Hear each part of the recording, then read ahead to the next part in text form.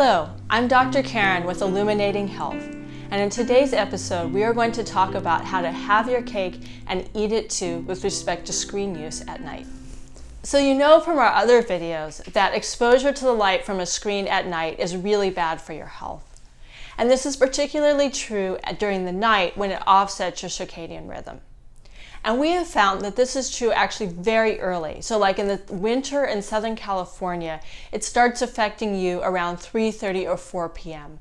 So when it just starts getting darker, not even when it's very dark yet. And that wearing blue blocking glasses only partially mitigates the problem because of the importance of the other parts of the light spectrum. So I went to my family and I said, guess what? We need to turn off all screens in the house at 3:30 p.m. And if your family is anything like mine, you might imagine the response that I got. But luckily, I'm married to a brilliant engineer, and he came up with a solution to allow the kids to safely watch television after dark. So I'm going to hand you over now to my husband, Mike, to show you how to make a solution that works. Hello, my name is Mike, and this is the rather unusual television that I built for the family. It's no longer a flat screen TV, as you can see. We went a little retro here with this wooden box. This started out life as a regular flat screen TV. This was the front bezel. It obviously wasn't one of the larger TVs, but we had this laying around and weren't using it, so I decided to experiment and see if I could make this work, and it worked out fine. Like most flat screen TVs and monitors, there's a few common parts here that you'll find in most TVs you can buy these days. The front surface, the glass part you're looking through, is called an LCD screen, liquid crystal display. The LCD screen doesn't actually put off or generate any light on its own. It's essentially a couple pieces of glass with this special liquid crystal, fluid in between, and some circuitry where the fluid can essentially change colors and go from transparent to opaque, depending on what signal it's getting. If you were to hold this up to the sun, you could see depending on what the signal is that it's getting, it could go completely transparent, completely opaque, or you can see moving images on it. But like I said, it doesn't actually create the light. The majority of especially smaller flat screens that you can buy today have an LED backlight. Some are also variations of fluorescent. But those backlights are the issue that we're concerned about. They create the full spectrum of light, which in broad daylight, in the middle of the day isn't quite so bad, but it creates the blue light and other light spectrum that we're worried about at night, and that's what we wanted to correct.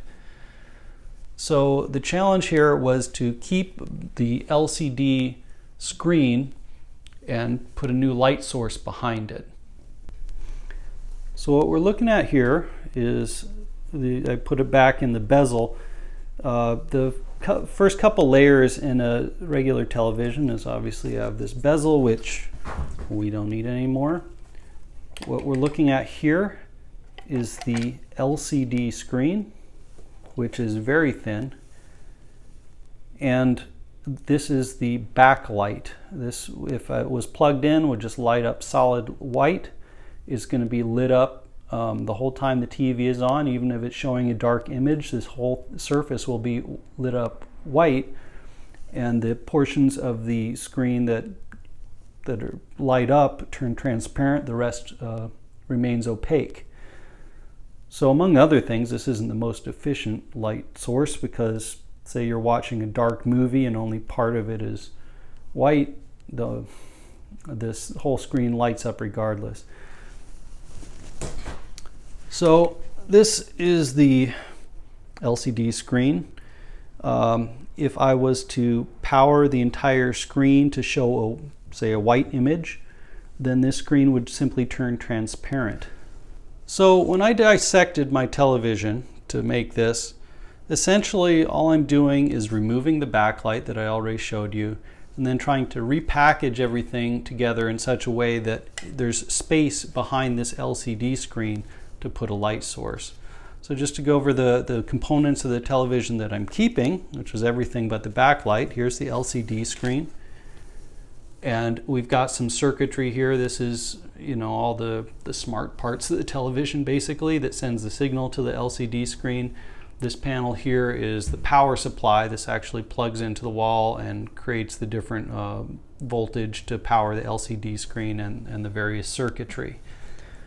So other components, this little panel here, if you were to look on the outside of the television, this is just where the power buttons and channel changing buttons are. And then there's the speakers, which I've mounted into the front of the wooden cabinet here. There's not really a lot of wiring I did, but one thing I did do, which you should not attempt unless you've got a basic familiarity with electronics, is in order to create more distance between the power supply and the main circuit board here, I did have to extend some wires. So I did some soldering. I cut these wires and lengthened them. There is some high voltage wiring inside a television. You should definitely not attempt this unless you've got at least a basic familiarity with electronics.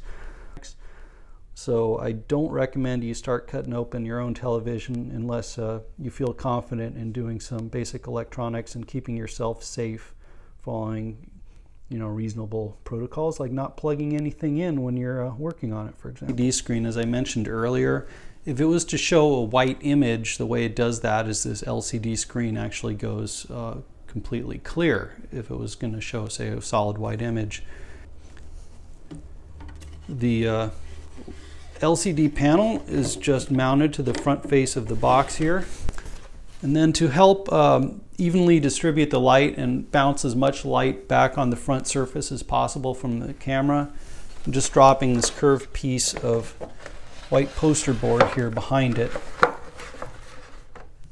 so that if you were to look down in the top here, this is where the candle or really any light source can sit. It's going to reflect off this back surface and illuminate, hopefully fairly evenly, the piece of wax paper that's on the back side of the LED or LCD. So at this point the television is fully assembled. It's got the piece of poster board in there to help distribute the light, and the only thing it's missing is a light source, and that's where it's kind of up to you and what you feel comfortable using. In our case, we're going to be using a olive oil based lamp. If you use other types of oil, you definitely have to keep fire safety in mind. In this case, these olive oil lamps tend to go out as soon as they start to tilt. The flame gets extinguished by its own oil. With lamp oil or some other types of lamps, you do run the risk of a fire if they're not handled carefully. So you're going to have to use some good judgment when you pick a light source for these. As I mentioned, we've got some white poster board in here. We've got some wax paper. You don't want to start a fire. We've been pretty good about using these olive oil lamps and sometimes candles in a glass jar for safety. We also keep a fire extinguisher nearby just in case. You don't want to leave these unattended with a fire or a flame source burning inside unless you're pretty confident you've got it set up in such a way that there's no way it can start a fire. You also have the option, of course, of using incandescent light sources. You could use an old school light bulb in a socket. Really any light source that you use that's bright enough in the conditions in which you're watching it.